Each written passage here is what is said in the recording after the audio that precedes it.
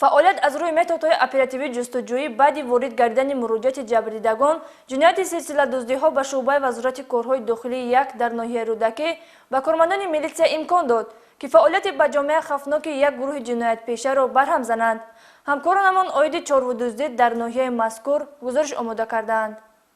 کارمندان شعبه وزارت کارهای داخلی 1 در ناحیه رودکی در پیشگیری جنایت و جنایتکاری خصوصا صادر کردن جنایت‌های دزدی چارواهای مردم سهم نظر است دارند. میلیسیای ناحیه مذکور برای بازداشت صادرکننده همین نمود جنایت که 7 ساکنان ناحیه رودکی از اولهای ماه دکمبر سال 2020 تا 3 ینوری سال روان ضرر دیده بودند، فعالیت اپراتیوی جستجویی به راه مانده شخصیت 8 نفر گمانبر سلسله دزدی‌ها را معین کرد. حرکت‌های پنهانکارانه به جامعه خفناک گمانبران حاجی مرادوف عثمان سال تولدش 1994، لقایف علیجان سال تولدش 1995، لقایف زبیدالله سال تولدش 1972، کریموف صالح سال تولدش 1984 و عیسی سوریدین سال تولدش 1990 ساکنین ناحیه مذکور میباشند آشکار گردید. گمانبر شده‌ها با استفاده از نقلیات بارکش تمغه گاز 53 رقم قید دولتیش 3506 VA07 که به یکی از گمانبران عیسی سوریدین تعلق دارد در حدود ناحیه مذکور در 15 حالت از عقیلخانه‌های ساکنان جماعت‌های لاهور و چارگلتپه ناحیه رودکی 57 سر مال میده و 18 چاروای کلان شاخدار اهالی را تصرف کردند که ارزش ضرر رسانده آنها به جبریدگان زیاده از 200,000 سومانی را تشکیل می‌دهد.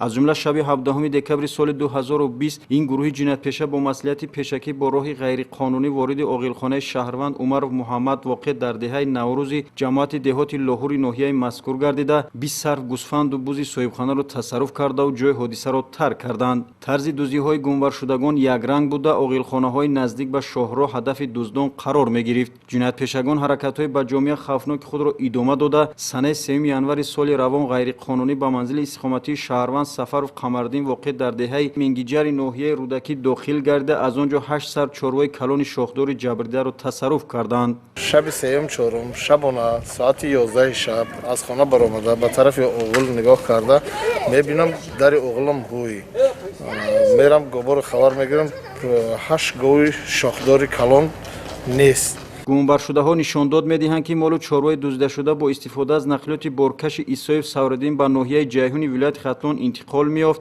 و در مال بازار ناحیه مذکور فروخته می‌شدند. من راننده ام گات 53 زیاده 5-6 بار گو بردیم گو دزدی یک بارش مال میده بودیم استیده دوم مال میده بودیم. یادآور می‌شویم که بازداشت شدگان مبلغ‌هایی که با راه دزدی به دست آوردند در مرکزهای دلخوشی صرف نمودند. هم مبلغ‌هایی که شما با راه دزدی به دست می‌آورید با کجا صرف می‌کنید؟ شام می‌رفتیم رستورانش نشستیم می‌خوردیم کیف کردیم همسون می‌گشتیم. ساعت چند بود شما در مورد ساعت گذشت هم 12 شب بود. خواب بودم خانه مثلا که گور آوردیم. برام خیلیتون که اولی ما دپاستن که زنم بیدار شد که اسلامی گور دزدی کرد. برو اگر نبرو ملیسا دزدم می‌کنه. ما گور اول برو آوردم. چقدر مالی معده چقدر مالی کلان یک چند حالت شد بگید که 18 تا مالی معده بردم. 8 یا بار 8 تا گور بردم. یا بار 6 تا بردم، یا بار 4 تا. چقدر مبلغ از مال‌های دزدیده شده که شما به سودا می‌فروشید؟ 500 سوم ماشین معده مال میدیم.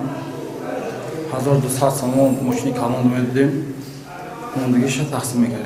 در ادامه کارهای اپراتیوی جستجویی چپدستی باز یک گروه چارودزدان را کارمندان میلیسیا آشکار نمودند. اینها همراه محمد قهارزاده، محمد علی بوولی و دولتزاده اهل‌دین نظرالدین اقامت کنندگان جماعت دهات سرکشتی ناحیه رودکی میباشند. بازداشت شدگان شب 30 دکمبر سال 2020 با مقصد دزدی یعنی تصرف نهانی مال و ملک غیر از عقیلخانه شهروند سبحانقلوف رحیمقل ساکنی جماعت دهات اسنبای 20 سر چاروای خرد را تصرف کرده طریق سبک‌رو یکی از گمانبران به ناحیه میر سعید علی حمدانی انتقال دادند. هنگام در مال بازار ناحیه حمدانی فروختن کارمندان میلیسیا از این عمل جنایتکارانه آنها پی برده آنها مال‌های بردهشان را پرتافته می‌گریزند. هنگام ما مال‌های دزدیده شده را با بازار بوده سودا می‌کردیم. کارگران میلیسیا با بازار درآمده ما مال‌ها را پرتافته کردیم. бо ошкор намудани ҳаракатҳои ҷиноятӣ мақомоти милитсия қисме аз чорвои дуздидашударо ба соҳибонаш баргардонданд. айни ҳол 16 ҳолати ҷинояти дуздиро тафтишот ба ин ду гурӯҳи ҷиноятпеша нисбат медиҳад. аз 16 далели дуздии чорво 75 чорво манбаи ризқу рӯзии мардуми деҳот тасарруф шудааст. вобаста ба ин тибқи талаботи моддаи 244 кодекси ҷиноятии ҷумҳурии тоҷикистон парвандаи ҷиноятӣ оғоз гардида тафтишоти пешакӣ идома дорад.